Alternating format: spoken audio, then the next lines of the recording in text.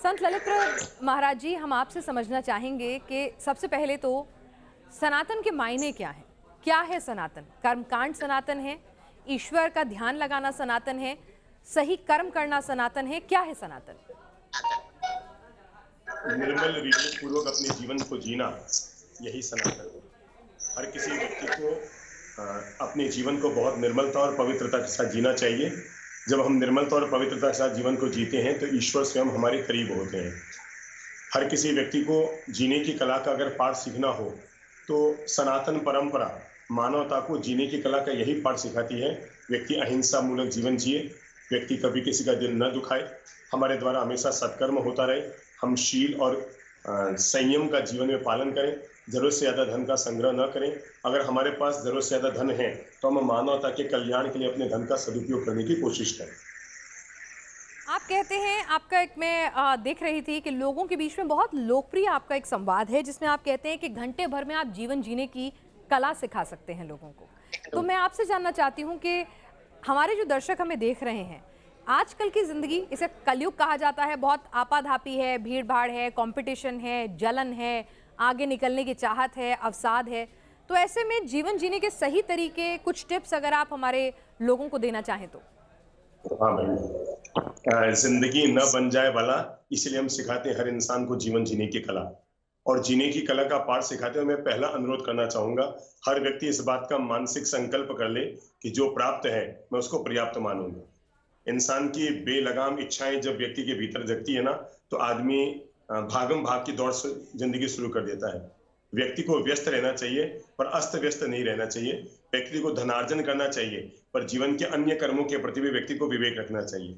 मेरी नजर में व्यक्ति को बचपन में ज्ञानार्जन करना चाहिए, जवानी में धनार्जन करना चाहिए, पर बूढ़ापा आने पर पुण्यार्जन करने के लिए अपने मन को जरूर जोड़ना चाहिए।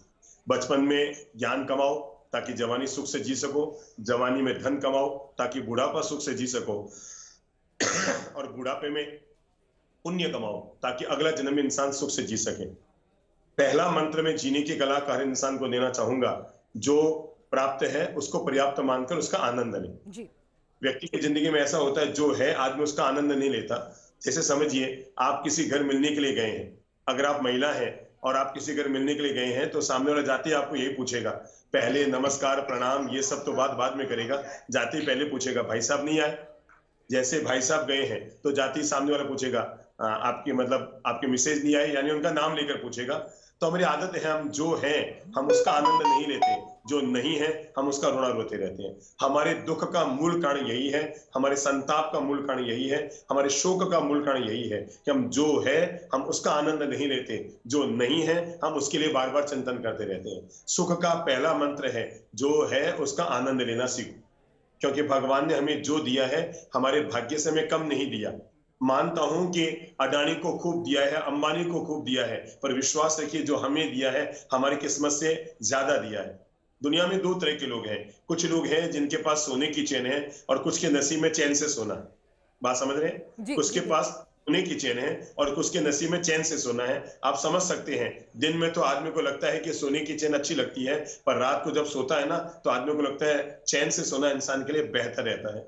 तो इंसान को सोने की चैन के पीछे भागने के बजाय चैन से सोने का आनंद लेना चाहिए। यह उसके जीने की कला का पहला मंत्र है। मैंने जीने की कला का पहला मंत्र यही दिया कि इंसान जो है उसका आनंद लेना सीखे। जो है जैसा है, ईश्वर ने हमें भाग्य से कम नहीं दिया है। हम जब भी किसी से तुलना करते हैं ना, किसको क्या मिला, मत करो इसका गिला, जो हमें मिला हमारे भाग्य से ज्यादा मिला। इंसान दूसरा मंत्र अपने जीवन में जोड़कर रखे और वो है कम में काम चलाने की आदत डाले। किसके पास क्या है, अगर हम यही सब सोचते रहे तो शायद जो हमारे पास हम उसका उपयोग कभी कर ही नहीं पाएंगे। या तो हम ये सोचते रहे कि उसको कैसे मिला, जेठानी को कैसे मिला, देरानी को कैसे मिला, ननद को इतना कैसे मिला, या जो मिला हुआ है उसका व्यक्ति आनंद लेना सीख ले तो शायद उसकी जिंदगी बहुत मीठी मधुर हो सकती है। कम में काम चलाने की आदत का मतलब यह है कि आप देख लें, आपके पास जरूरत से ज्यादा अगर कोई चीज है तो दूसरों को दें, औरों को सहयोग करें। दुनिया में दो तरह के लोग होते हैं, कुछ लोग होते हैं जो छोड़कर जाते हैं, कुछ लोग होते हैं जो देकर जाते हैं। ये तो हमने बचपन में संतों की बातों से सुना है कि इंसान जो पाता है सब यही छोड़ छाड़ के चला जाता है। पर मैं बता दूं, छोड़ छाड़ के नहीं जाता है। जो इंसान अपने धन का सत्कर्म में उपयोग कर लेता है उसे छोड़ छाड़ कर नहीं जाना पड़ता, वो अपने साथ ले जाने की व्यवस्था कर लेता है। मैं एक खास बात बता रहा हूँ, जी। अमेरिका में और भारत में एक लाइन का फर्क है।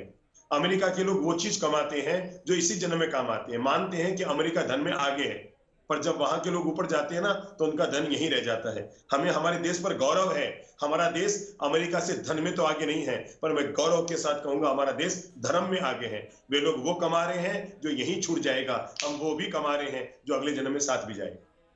बहुत खूब। देखिए, ये बातें जब तक हम सुनते हैं तब तक बहुत अच्छी लगती हैं। इसका प्रभाव जो है 1 दिन, 2 दिन, 3 दिन प्रवचन के बाद रहता भी है। लेकिन उसके बाद जब आदमी अपने दफ्तर में जाता है तो वहाँ ईर्ष्या भी होती है, जलन है, प्रतियोगिता भी आती है, गुस्सा भी आता है। तो मेरे को बताइए कि जलन, ईर्ष्या पे काबू कैसे करें? ऐसा है अच्छी बहन, हमारे नजर में आदमी पुनः पुनः अच्छी बातों का अगर चिंतन करेगा तो उसके जीवन में वही सब कुछ उतरना शुरू हो जाएगा। जैसा हमारा चिंतन होता है वैसा ही हमारा जीवन बनना शुरू हो जाता है। हो सकता है व्यक्ति के मन की स्वाभाविक प्रक्रिया है, जब व्यक्ति किसी को बढ़ते हुए देखता है तो उसके मन में ईर्ष्या आ जाती है, जलेसी पैदा हो जाती है। पर अगर विवेक जब व्यक्ति के भीतर जग जाता है कि किसी से जलना है तो दिए की तरह जलो, खुद भी उजाले में रहोगे, दूसरों को भी उजाला दोगे। दूसरों से जलकर इंसान क्या पाए? अगर जलना है तो दीपक की तरह जलो, आप भी उजाले में रहोगे और दूसरों को भी उजाला दोगे। जब आप दूसरों से जलना शुरू हो जाओगे तो न तो अपना विकास कर पाओगे, न दूसरों के विकास में सहयोगी बन पाओगे। और हमारी नजर में जलन करने की जरूरत नहीं है भाई।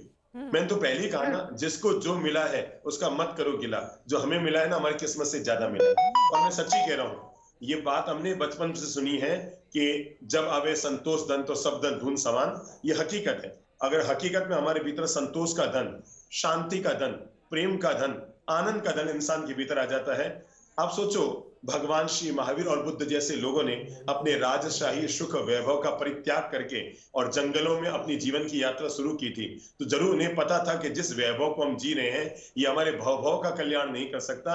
अगर भवभव का कल्याण करना है तो वैभव से बाहर निकलकर व्यक्ति को साधना, आराधना, मुक्ति, ईश्वर की आराधना, ईश्वर के करीब जाने के लिए अपने कदम बढ़ाने होंगे। ठीक है, आदमी धन अर्जित कर ले, इसका कोई अंत नहीं है। जीवन भर अर्जित करते रहो, करते रहो, करते रहो, करते रहो। खास बात यह है, व्यक्ति जितना भी कमाता है ना, उसका 90% खुद के लिए उपयोग नहीं कर पाता, पीछे वाले के लिए छोड़ छाड़ कर जाता है। हम जितना भी कमाते हैं 90% हम अपने आप के लिए उपयोग नहीं कर पाते हैं, पीछे वाले के लिए छोड़ कर जाते हैं। तो छोड़ छाड़ कर जाने के बजाय आदमी उपयोग करे, सदुपयोग करे, दूसरों के लिए समर्पित करे। हर किसी इंसान को सागर से ये बात जरूर सीख लेनी चाहिए, बादलों को पानी सागर देता है और अब तक अरबों वर्षों से, करोड़ों वर्षों से पानी दे रहा है। इतना पानी दिया है कि लाखों बार सागर सूख जाता, पर सागर कभी सूखा नहीं है, क्योंकि देने वाला कभी सूखता नहीं। ये प्रभु की परम कृपा है। बादलों को पानी सागर देता है, सागर खारा पानी देता है, पर बादल वापस जब जमीन पर पानी देते हैं तो मीठा पानी देते हैं, और वही पानी नदी बनता है और नदी बना हुआ पानी वापस सागर में जाता है। और इस तरह करोड़ों वर्षों से बादलों को पानी देने वाला सागर कभी सूखता नहीं है, क्योंकि देने वाला कभी सूखता नहीं है। संचय करने वाला सूख सकता है, पर देने वाला कभी सूखता नहीं। बहुत खूब ललित जी। एक सवाल ये है कि आजकल के दौर में आजकल टेंशन बहुत है, हर घर में टेंशन है और डिप्रेशन है।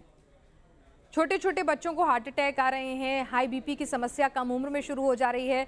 तो टेंशन भगाने का कुछ उपाय बता सकते हैं आप, और डिप्रेशन भगाने का? हमारा एक छोटा सा मंत्र है, छोटा सा मंत्र है, LML, लोड मत लो। जिंदगी में किसी भी बात का लोड मत लो। और इससे जुड़ा हुआ एक और मंत्र है LMD, जो तुम्हारे साथ रहता है उसे लोड मत दो। न तो लोड दो, न लोड दो, न दो न लो। जीवन को प्रभु की व्यवस्था मानकर, प्रभु का प्रसाद मानकर और सहज रूप में इंसान जब जीवन जीना शुरू कर देता है ना, तो कभी भी उसके दिमाग में लोड नहीं आता है। तनाव और चिंता हमें तब होती है जब हम अपनी आकांक्षाओं में उलझ जाते हैं। याद रखिएगा, आवश्यकता तो भिखारी की भी पूरी हो सकती है और आकांक्षा सिकंदर की भी अधूरी रह जाती है। दुनिया में जो दुनिया को जीतता है वो सिकंदर कहलाता है, पर जो अपने आप को जीतता है, अपने विकारों को जीतता है, अपनी इच्छाओं को जीतता है, अपनी वासनाओं को जीतता है, अपने तनाव और चिंता को जीतता है, अपने राग और द्वेष को जीतता है, वो तीर्थंकर कहलाता है। तीर्थंकर बनने के लिए आदमी को आत्म विजेता बनना पड़ता है, और सिकंदर बनने के लिए आदमी को विश्व विजेता बनता है। महावीर जैसे महापुरुष तीर्थंकर इसलिए बन गए क्योंकि वो आत्म विजेता थे, वो विश्व विजेता नहीं थे। उन्होंने अपनी ही कमजोरियों को जीता। ये कमजोरियों को जीतना ही उनको आत्म विजय प्रदान कर गया। किसी भी व्यक्ति को अगर चिंता मुक्त जीवन जीना है तो अपने जीवन को श्री प्रभु के चरणों में हमेशा सौंप कर रखो कि भगवान जो करता है सो अच्छा करता है। अपन ने वो एक कहानी सुनी है ना, राजा का अंगूठा कटने वाली कहानी। 2.5 मिनट में वो कहानी मैं पूरे देश के नाम सुनाना चाहूंगा, क्योंकि कहानी हम सब लोगों को जीवन की महान प्रेरणा देगी कि जब राजा का अंगूठा कट जाता है और मंत्री पास में आता है और मंत्री के मुंह से निकल जाता है, महाराज इतना शोक क्यों कर रहे हैं, भगवान जो करता है सो अच्छे के लिए करता है। राजा को गुस्सा आता है और उसे कारागार में मंत्री को डाल दिया जाता है। मंत्री मन में सोचता है मैं क्यों बीच में पड़ा, राजा का अंगूठा कटे कि गला कटे उसके कर्म। लेकिन 3 महीने के बाद राजा जंगल में घूमने के लिए जाता है, रास्ता भटक जाता है, 2-3 दिन तक जंगल में भटकता रहता है। उसे जंगल के लोग उसे कुछ घेर लेते हैं और उन्हें यह भ्रम रहता है कि किसी के बलि दोगे तो उनका काम सिद्ध हो जाएगा, और उसे बलि देने के लिए राजा को पकड़ लेते हैं। राजा को नहला धुला कर तैयार कर दिया जाता है, लेकिन जैसे ही बलि की तैयारी होती है कि किसी वृद्ध व्यक्ति की राजा के अंगूठे पे नजर पड़ती है और उसका अंगूठा कटा हुआ देखकर वो वृद्ध व्यक्ति कहता है घोर अनर्थम, इसकी बलि नहीं हो सकती क्योंकि इसका अंगूठा कटा है। कहते हैं राजा छोड़ दिया जाता है। वो 2 दिन तक भटकता हुआ राजमहल में आता है और रास्ते भर तक सोचता है अरे मंत्री ने गजब कहा, अगर आज मेरा अंगूठा नहीं कटा होता तो मेरी मौत तय थी। राजमहल में आकर मंत्री को कारागार से बाहर निकालता है राजा, और जैसे ही बाहर निकलता है तो मंत्री को सारी कहानी सुनाता है और सुनाकर कहता है मंत्रीश्वर तूने बिल्कुल सही कहा, अगर मेरा अंगूठा न कटा होता तो आज मेरी मौत हो जाती। आज मुझे पक्का भरोसा हो गया भगवान जो करता है सो अच्छा करता है। तो राजा मंत्री को पूछता है अब मेरे मन में ये प्रश्न है, मेरा अंगूठा कटा ये तो अच्छे के लिए हुआ, पर तुम 3 महीने से कारागार में बैठे रहे ये कैसे अच्छे के लिए हुआ। तो मंत्री कहते हैं महाराज ये तो और भी अच्छे के लिए हुआ। सोचो अगर मैं अगर कारागार में ना होता, अपन दोनों एक साथ घूमने के लिए जाते, जंगल में दोनों भटक जाते और वे लोग अपन दोनों को पकड़ देते, महाराज आप तो बच जाते, आपका अंगूठा कटा है और बलि का बकरा मैं बन जाता। मैं बात ये बताना चाहता हूं, ईश्वर जो करता है जैसी व्यवस्था करता है, अगर व्यक्ति प्रभु की व्यवस्था पर भरोसा कर लेता है तो जीवन में 99% माथाफोड़ी, सिरपच्ची, टेंशन, तनाव, चिंता से आदमी बाहर निकल जाता है। श्री प्रभु का प्रसाद मान लो। जब हम किसी चीज को प्रसाद मानते हैं तो आनंद भरी बन जाती है, जब हम किसी चीज को अवसाद मान लेते हैं तो हमें घुटन देना शुरू कर देती है। आधा अधूरा मत करो, या तो भगवान पे पूरा भरोसा करके कहो कि हरि की इच्छा है तो तब आप जी, नहीं तो आजकल लोग क्या करते हैं कि आधा अधूरा मंदिर भी जाएंगे, व्रत भी रखेंगे, कर्मकांड भी करेंगे और फिर टेंशन भी लेंगे। या तो टेंशन प्रभु के ऊपर छोड़ दो या फिर अपने हिसाब से चलो। जी, टेंशन लेना मनुष्य के मन की कमजोरी है, बड़ों को हो जाता है। जब परिस्थिति इंसान की बिगड़ती है, बिगड़ती ही परिस्थिति में जो व्यक्ति अपनी मनस्थिति को ठीक रख लेता है वो व्यक्ति टेंशन फ्री लाइफ जी लेता है। परिस्थिति तो बिगड़ेगी। आप सोचते हैं जिस व्यक्ति के विवाह की शुरुआत, पहली शुरुआत बेडरूम में फूलों की मालाओं से, फूलों की पंखुड़ियों से और वो इत्र से और परफ्यूम से हुई थी, 10 साल बाद उसी बेडरूम में झंडू बाम, लाल बाम, हरा बाम आ जाता है, तो इन सबका जवाबदार कौन है? आखिर व्यक्ति खुद ही है ना। जिसकी शुरुआत की थी फूलों की मालाओं से, आज 10 साल के बाद वहां पर झंडू बाम, लाल बाम, हरा बाम या सरदर्द, आधा मेडिकल स्टोर आदमी के बेडरूम में आना शुरू हो जाता है। आदमी खुद उसका जवाबदार होता है। अगर हम अपनी सोच को बड़ी रखते हैं, नजरिए को अच्छा रखते हैं, मानसिकता को पॉजिटिव बनाकर रखते हैं, हम जिंदगी के बहुत सारे तनाव से बाहर निकल सकते हैं। माना कि समस्याएं हर कदम पर खड़ी है, माना कि समस्याएं हर कदम पर खड़ी है, पर जीवन की बाजी वही जीतते हैं जिनकी सोच बड़ी है। बिल्कुल। एक सवाल ये है कि आजकल डिप्रेशन हो रहा है लोगों को, डिप्रेशन में लोग आत्महत्या कर रहे हैं, छोटे छोटे बच्चे कर रहे हैं, कॉलेजेस में, स्कूल में। अपने आसपास नौजवान हैं, पता चलेगा कि बहुत अच्छा करियर चल रहा है, सब कुछ ठीक है, फिर भी उन डिप्रेशन का शिकार थे। हीरो हीरोइन हो, बड़े इंडस्ट्रियलिस्ट हो, पैसे वाले, गरीब, सबको ये एक समस्या ने घेर लिया है। तो इससे कैसे निजात पाएं? स्पर्धा में बहुत ज्यादा आ गए हैं, कंपटीशन में आ गए हैं बहुत ज्यादा। अब माँ बाप भी इसमें चूक खा जाते हैं। वो बच्चों को बार बार कहते रहते हैं देखो उस बच्चे के देखो 92, 95, 98 आए। अब बच्चा बार बार तोलता रहता है। हर बच्चे की अलग अलग क्षमताएं हैं। आप सोचें कि एक कार की जो क्षमता है सभी कारों की वैसी क्षमता हो, तो ऐसा होता नहीं है। हर कार के अंदर अंदर अलग अलग मशीनें लगी हैं, हर कार की अपनी अपनी क्षमताएं हैं। ऐसे हर बच्चे की अपनी अपनी क्षमताएं, माना कि प्रयास करके क्षमताओं को जगाया जा सकता है, ऐसा नहीं जगाया नहीं जा सकता है, पर जो उसकी मूल क्षमताएं हैं वो तो वही बनी रहेगी ना। हम सभी लोगों को चाहिए कि हम प्रतिस्पर्धा करने की बजाय प्रेरणा लें। प्रतिस्पर्धा में आदमी आगे बढ़े या ना बढ़े, पर जो बढ़ रहा है ना उसको रोकना चाहता है। जैसे आप समझें एक मछली है, अपने आगे चलती हुई मछली को देखती है तो वो प्रेरणा लेती है कि मैं भी चलूं, वो अपनी गति तेज करती है और आगे निकल जाती है। पर दूसरा होता है केकड़ा, वो अपने से आगे चलते हुए केकड़े को देखता है, वो चले कि ना चले पर आगे चलते हुए की टांग जरूर खींचता है। अपन ने बचपन में सुना है ना, ब्लैक बोर्ड पर जब एक टीचर ने ब्लैक बोर्ड पर वो चौक से लकीर खींची और कहा कि इसको छोटा करो, तो तय है कि सभी ने डस्टर उठाया और लकीर को छोटा करना चाहा, पर एक बुद्धिमान बालक ने कहा सर अगर इस लकीर को छोटा करना है तो डस्टर की जरूरत नहीं, चौक की जरूरत है। सब चौंक गए कि चौक से भला लकीर छोटी कैसे होगी। बच्चा गया और जाकर उसने उससे भी बड़ी लकीर खींच दी और कहा सर देखो मैंने उस लकीर को छुआ भी नहीं है, मैंने अपनी लकीर को बड़ा किया तो पीछे वाले अपने आप छोटी हो गई। हम किसी को मिटाने की जब सोचते हैं तो प्रतिस्पर्धा शुरू होती है, हम जब अपने आप को बढ़ाने की सोचते हैं तो हमारे मन में प्रेरणा की भावना शुरू होती है। मैं सभी बच्चों से, सभी बड़ों से कहूंगा, हम दूसरों को बढ़ते हुए देखकर ईर्ष्या न खाएं, हम दूसरों को बढ़ते हुए देखकर प्रतिस्पर्धा के भाव पैदा न करें, हम दूसरों को बढ़ते हुए देखकर उनकी अनुमोदना करें, मन में प्रफुल्लित हों, खुश हों। आज अगर हमारे पड़ोसी के घर में 50 लाख की कार आई है, हमें जलेसी करने की बजाय खुश होना चाहिए कि भगवान तेरी दया है, मेरे घर में तो केवल एक्टिवा है, पड़ोसी के घर में कार आ गई। अरे कभी दादी साहब की तबीयत खराब हो जाएगी रात को 2 बजे, मेरे घर में कार नहीं तो क्या हुआ, भगवान शुक्राना अदा करता हूं, पड़ोसी की कार तो काम आ ही जाएगी। तो हम जैसे ही सोच को बड़ा बनाएंगे, इंसान की 2 कमजोरी होती है, पांव में पड़ी मोच और दिमाग में छोटी सोच, ये 2 चीज आदमी को कभी आगे नहीं बढ़ने देती। बिल्कुल सही कहा आपने। और अगर मैं बात करूं कि आपने, ठीक है, अवसाद, कंपटीशन एक उसकी बड़ी वजह है, डिप्रेशन की, ईर्ष्या, ये तमाम समस्याएं हैं। आजकल एक और दिक्कत आ रही है, वो है गलत आदतें, जो ठीक है हर एक का पैमाना हो सकता है गलत और सही का। कुछ लोग नशे के जाल में, आपने काफ़ी अपने प्रवचन दिए हैं कि किस तरह से कोई बुरी आदतों को अच्छी आदत में तब्दील कर सकता है। तो ऐसे बहुत सारे लोग होंगे जो अपनी बुरी आदतें छोड़ना चाहेंगे, कुछ ऐसी बातें आप हमें बताना चाहेंगे? बिल्कुल। एक गंदी आदत हमारे जीवन को वैसे ही बर्बाद कर देती है जैसे पुराने जमाने में कहते थे गंदी मछली पूरे तालाब को गंदा कर देती। ठीक ऐसे ही एक गलत आदत, मानता हूं हर इंसान के अपने जीवन की कुछ एक कमजोरियां हो सकती है और उन कमजोरियों को इंसान को जीतना पड़ता है। अच्छाइयों को जीने की कोशिश कीजिए और बुराइयों को जीतने की कोशिश कीजिए। अच्छाइयों को जीवन में जोड़ने की कोशिश कीजिए और बुराइयों को जीवन से हटाने की कोशिश कीजिए। मेरी नजर में मुझे कोई पूछे तो मैं तो कहूंगा राष्ट्र संत का यही संदेश, व्यसन मुक्त हो भारत देश।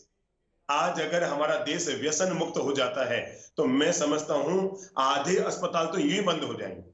आज अगर हमारा देश केवल एक चीज से बच जाता है, वो है शराब खोरी का अगर त्याग कर देता है, तो मैं समझता हूं देश के आधे जेल खाली हो जाएंगे। क्यों? क्योंकि शराब के नशे में आकर आदमी अपराध कर बैठता है, क्रोध में आकर आदमी अपराध कर बैठता है और वही गलतियों से आज नहीं तो कल जेल तक पहुंचा देती है। मैं तो एक बात कहा करता हूं कि हमारे देश में आज की तारीख में जो 2-3 खास बुराइयां चल पड़ी है नशे के रूप में, नंबर 1 गुटखा।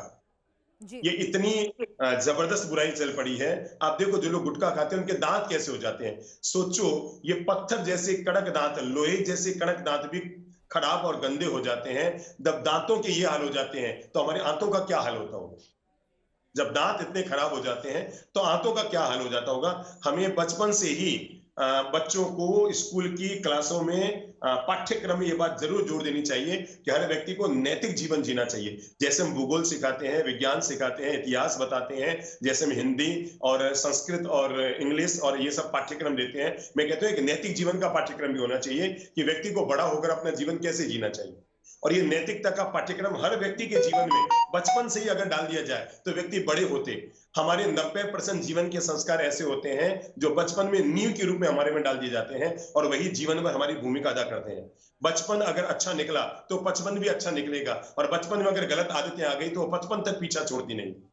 तो हम लोगों को, सभी लोगों को इस बात का विवेक रखना चाहिए। मैं तो कहा करता हूं अगर गुटखा खाने वाले लोगों को 6 महीने के लिए अगर ताजमहल दे दो तो उसे लाल किला बना दो, है ना। तो सोचो दांतों के हमारे ये हाल हो जाते हैं, हमारे आंतों के क्या हाल होते होंगे।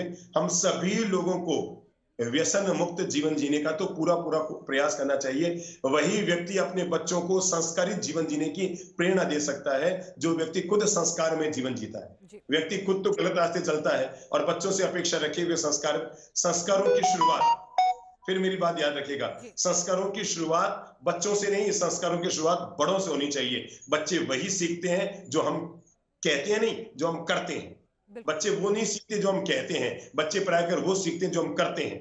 तो अपनी कथनी को महान बनाने के बजाय जो व्यक्ति अपने कृत्य को महान बना लेता है वही व्यक्ति महान बन जाता है। हमारा चरित्र महान हो, हमारे नैतिक मूल्य महान हो, हमारे घर में कार हो या ना हो, पर हमारे घर के बाहर संस्कार जरूर हो। मेरे भाई सभी लोग याद रखना, अगर घर के बाहर संस्कार, घर के बाहर कार है तो आपका आज का जीवन वैभव और सुखीपूर्ण है, पर घर के अंदर संस्कार है तो आपका बुढ़ापा भी सुखी रहेगा। मैं देश के प्रत्येक व्यक्ति से अनुरोध करना चाहूंगा, हर कोई व्यक्ति स्वस्थ शरीर का मालिक बनने के लिए, संस्कारित परिवार का मालिक बनने के लिए, स्वच्छ जीवन का निर्माण करने के लिए, स्वस्थ जीवन का निर्माण करने के लिए और समृद्ध जीवन का निर्माण करना चाहता है तो हर किसी व्यक्ति को व्यसन मुक्त होना पड़ेगा। भारत स्वच्छ हो, भारत स्वस्थ हो, भारत समृद्ध हो, ये तभी संभव है जब भारत संस्कारित और व्यसन मुक्त हो। जी बिल्कुल। एक और समस्या है, बुरी आदतें तो समस्या है ही, लेकिन एक और समस्या है क्रोध। तो क्रोध पर कैसे काबू पाए? और क्रोध आ ही जाता है, कभी घर में आ जाता है, कभी दफ्तर में आ जाता है, कभी सड़क पे आ जाता है, और आजकल तो स्ट्रेस की ये हालत है, कभी दफ्तर का तनाव है, घर का कलेश है, कि क्रोध आता छोटा सी बात होती है लेकिन क्रोध ज्यादा करते हैं आप। मैं पहले बता दूं, क्रोध आता नहीं है, पहले तो हम संशोधन कर लें। अच्छा। आता तो कहां से आता है बताओ? रूम में से आता है, आसमान में से आता है, खिड़की में से आता है, दरवाजे से आता है, या कहीं और डिब्बे में से निकल कर आता है, मटकी में से, कहां से आता है? क्रोध आता नहीं है, क्रोध हम पैदा करते हैं। क्रोध हमारी कमजोरी है, ये हमारी विशेषता नहीं है, ना कहीं से आता है, इसे हम खुद पैदा करते हैं, हम खुद जन्म देते हैं, हमारे भीतर से प्रकट होता है। जैसे समुद्र में से दोनों चीजें प्रकट हुई थी, अमृत भी प्रकट हुआ और जहर भी प्रकट हुआ, वैसे मनुष्य का अंतर्मन है, वो चाहे तो अपने अंतर्मन से प्रेम प्रकट कर सकता है और वो चाहे तो अपने अंतर्मन से क्रोध प्रकट कर सकता है। क्रोध व्यक्ति की कमजोरी है और प्रेम व्यक्ति की विशेषता है। ऐसा नहीं है कि क्रोध में आदमी कोई बहुत महान व्यक्ति बन जाता होगा, कि क्रोध में बहुत बलशाली बन जाता होगा, ऐसा नहीं है। क्रोध हमारे जीवन की कमजोरी है। मैं तो एक बात कहा करता हूं, गलती हो तो झुक जाओ, गलती हो तो झुक जाओ, और गुस्सा आए तो रुक जाओ, आप हमेशा लाभ में रहो। गुस्से को कभी भी हाथों हाथ प्रकट मत कीजिए। एक लोग देखते हैं ना, घर से बाहर निकलते हैं तो वो पंचांग देखा करते हैं, चौघड़िया देखा करते हैं, लाभ का चौघड़िया, अमृत का चौघड़िया, शुभ चौघड़िया, चल का चौघड़िया, भाई हम शुभ काम इसमें करेंगे। मैं कहूंगा गुस्सा भी करना हो ना तो 2 मिनट उसको कहो, भैया रुको, पहले मैं चौघड़िया देखता हूं, अगर लाभ का चौघड़िया तो गुस्सा करूंगा, और अगर दूसरा उल्टा चौघड़िया है, अशुभ चौघड़िया है, काल का चौघड़िया, गुस्सा नहीं करूंगा। हम जिस समय प्रेम में जी रहे होते हैं वो हर वक्त हमारे लिए अमृत सिद्धि योग होता है, और हम जिस समय क्रोध और कषाय में जी रहे होते हैं वो हर वक्त हमारे लिए काल सर्प योग बन जाता है। मेरे अच्छे भाई बहन, मैं एक बात अनुरोध करना चाहूंगा, पल भर का क्रोध हमारे पूरे भविष्य को बिगाड़ सकता है। पल भर का क्रोध। जब भी आपको गुस्सा आए अपने आप को नियंत्रित कीजिए, कोई दूसरा आपको नहीं सुधार सकता। मैं आपको बता दूं, पूरी दुनिया में एक ही आदमी है जो आपको सुधार सकता है, पूरी दुनिया में, और आज मैं उसका नाम आपको जरूर बताना चाहूंगा, और वो नाम और कोई नहीं, आप खुद है। जिस दिन आप फैसला करेंगे मुझे सुधरना है, तो दुनिया में कोई ताकत नहीं कि आपको सुधरने से रोक सके। और नहीं तो भली गीता सुनते रहो, आगम पढ़ते रहो, दुनिया के महान शास्त्रों को पढ़ते रहो, रामायण पढ़ते रहो, महाभारत के गीत गाते रहो, पर जब तक व्यक्ति खुद फैसला नहीं करेगा कि मुझे सुधरना है, तब तक व्यक्ति नहीं सुधरेगा। दोनों व्यक्ति एक ही काल में हुए थे, राम और रावण, दोनों व्यक्ति एक ही काल में हुए थे, कृष्ण और कंस, दोनों की राशि एक। अरे और तो और देखो, दोनों व्यक्ति एक ही घर में पैदा हुए थे, दुर्योधन और युधिष्ठिर। कौरव और पांडव एक कुल, एक वंश, एक खून, एक परिवार, लेकिन एक का फैसला था हमें सुधरना है, वो पांडव बन गए, और दूसरे का फैसला था कि हमें नहीं सुधरना है। अब आप युधिष्ठिर को भेजोगे किसी भी शहर में कि भैया जाकर के बुरे आदमी को खोज कर लाओ, उसे पूरे शहर में बुरा आदमी नहीं मिलेगा। और दुर्योधन को भेजोगे भैया एक अच्छा आदमी ढूंढ कर लाओ, तो उसको शाम तक एक अच्छा आदमी नहीं मिलेगा, क्योंकि आदमी जैसा होता है वो दूसरों को वैसा ही मानकर चलता है। हमें अगर हमारे जीवन की इस कमजोरी पर विजय प्राप्त करना है तो हम सावधान हो जाएं, क्योंकि हमारा पल भर का क्रोध हमारे भविष्य को बिगाड़ सकता है। कई राजनेताओं के भविष्य को बिगाड़ा है, कई व्यापारियों के भविष्य को बिगाड़ा है, कई सामाजिक व्यक्ति के भविष्य को बिगाड़ा है। हो सकता है कई समाज में, परिवार में, संत जीवन में जहां हम रहते हैं, हमारे यहाँ तो ऐसी कहानी आती है कि भगवान श्री महावीर के अंगूठे पर जिस सांप ने डंक मारा था, वो सांप और कोई नहीं था, पिछले जन्म में संत था। हम कल्पना कर सकते हैं, एक संत व्यक्ति ने जिंदगी में एक बार गुस्सा किया, और उस दिन उसके 30 व्रत थे, 30 के उपवास था, लेकिन उसने गुस्सा कर लिया, और गुस्सा करने के परिणाम स्वरूप जिंदगी भर तक तपस्या और साधना करने वाला संत जिंदगी में एक बार अगर गुस्सा कर लेता है तो मरने के बाद वो चंड कौशिक सांप बनता है, जो भगवान महावीर के अंगूठे पे डंक मारता है। संत जीवन में गुस्सा किया तो मरकर सांप बना, और भगवान महावीर के प्रेरक वचनों से प्रभावित होकर उन्होंने सांप की योनि में भी शांति को अपना लिया तो मरकर देवता बन गए।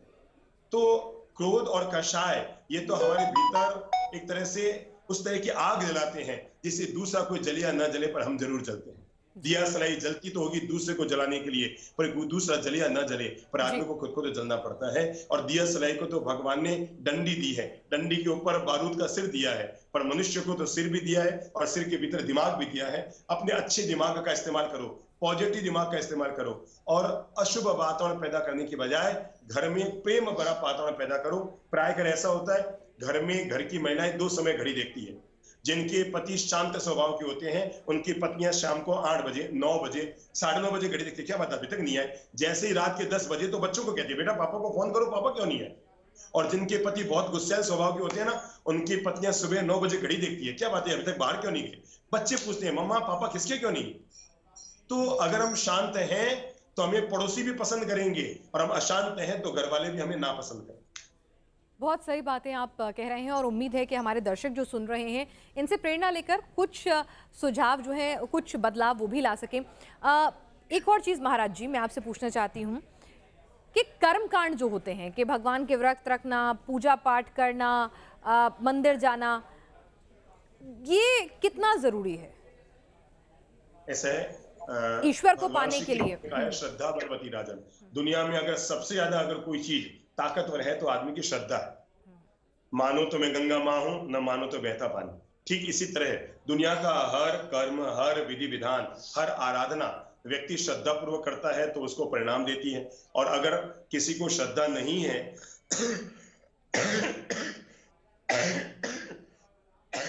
और वो नहीं करता है तो उसका अपना विवेक है। पर मेरी नजर में कोई व्यक्ति किसी प्रकार की आराधना क्रिया करे न करे, पर कोई करता है तो उसकी मजाक तो कभी नहीं उड़ानी चाहिए।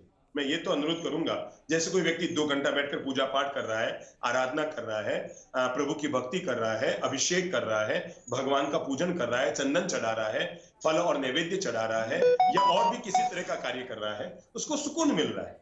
भाई आप लोग विदेश घूमने जाते हैं ना, किस लिए जाते हैं? इंडिया कम है क्या घूमने के लिए? एक सुकून पाने जाते हैं कि हम वहां नया कुछ देख कर आए। तो जिंदगी में सुकून पाना, व्यक्ति कई बार कहता है हम बाहर खा के आएंगे, होटल में जाके खा के आएंगे, किस लिए? सुकून मिलता है। आदमी कई बार कहता है हम बर्थडे पार्टी मनाएं, सुकून मिलता है। जैसे किसी व्यक्ति को उन सब कार्यों में सुकून मिलता है, ऐसे कुछ लोग हैं जिनको प्रभु की भक्ति करते हो बड़ा सुकून मिलता है, बड़ा आनंद आता है, बड़ा मन में खुशी मिलती है, तसल्ली मिलती है। ऐसा लगता है जैसे वो पुराने जमाने में घड़ी होती थी ना, चाबी भरने की घड़ी, एक बार चाबी भर लो और घड़ी 24 घंटा चलती थी। ठीक वैसे ही एक बार भगवान का भजन कर लो, 24 घंटा मन आनंद से भरा रहता है। इसलिए प्रभु की भक्ति को कर्म कांड कहकर और उसको अलग करना मैं समझता हूं ज्यादा विवेक की बात तो नहीं होगी। व्यक्ति की अपनी रुचि होती है, किसी को संसार में रुचि वो कर रहा है, किसी को प्रभु में रुचि है वो आनंद ले रहा है। अरे भाई कोई व्यक्ति जवानी में शादी कर रहा है तो कोई उसकी मजाक थोड़ी उड़ाता है, पर कोई संत बने लोग कहते हैं ये कोई संत बनने का समय है क्या, ये कोई ये करने का समय है क्या? अरे मेरे भाई, अगर जवानी में स्वामी विवेकानंद जैसे लोग संत बनकर बाहर न निकले होते तो भारत का आज हम वो स्वरूप नहीं देख पाते जो हम देख रहे हैं। इसलिए धर्म, ध्यान, आराधना, भक्ति, पूजा पाठ, ईश्वर का भजन या और भी जो कोई क्रियाकांड भक्ति आराधना के हैं, पूजन पाठ है, प्लीज इन्हें की मजाक उड़ाने के बजाय एक बार इनसे जुड़कर देखिए तो आपको पता लगेगा आपको कितनी शांति, कितना संतोष, कितना सुकून और कितना मन में सामर्थ्य मिलता है। जी, एक और चीज है जो आज के दौर में बहुत ज्यादा मुखर हो गई है, वो ये है कि क्या सनातन ये कहता है, सनातन दूसरे धर्मों को क्या लेकर क्या कहता है, दूसरे धर्मों की क्या जगह है सनातन में, और क्या हिंदू राष्ट्र जैसा कोई चीज, कोई थ्योरी को आप भी सपोर्ट करते हैं? क्या जरूरत है ऐसी चीज की? आपकी आवाज समझ में नहीं आई बहन, दोबारा जी, मैं पूछना चाहती हूँ आपसे कि सनातन जो है, जो सनातन धर्म है, हिंदू धर्म है, वो क्या कहता है? वो ये कहता है कि भाई दूसरे धर्मों को लेकर क्या कहता है, और साथ ही ये भी जानना चाहते हैं कि क्या हिंदू राष्ट्र, बहुत सारे संत हैं, बहुत सारे कथावाचक हैं, वो कह रहे हैं हिंदू राष्ट्र होना चाहिए भारत। आपकी क्या राय है? मैंने जहां सुना है पूरी दुनिया में एकमात्र भारत है जिसको माता कहा जाता है।